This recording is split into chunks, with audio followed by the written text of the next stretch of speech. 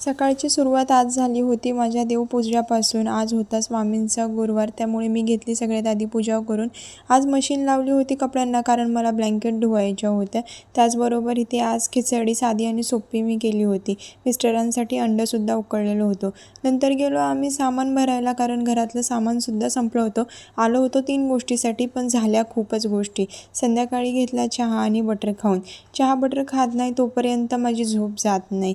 नंतर असा काहीसा पसारा पडला होता. आज म्हटलं खायचं प्यायचं आणि बसायचं शांत, नंतर आरामात कामं करायची. मग इथे घेतली मी फायनली कामं करायला.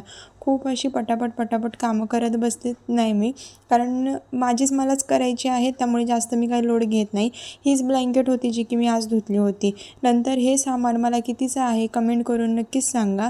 अशा बऱ्याचशा गोष्टी आणल्या होत्या ज्यामध्ये तुम्हाला डाळी दिसणार नाही किंवा तेल दिसणार नाही, पण हे सामान 2000 पर्यंत गेलेलं आहे.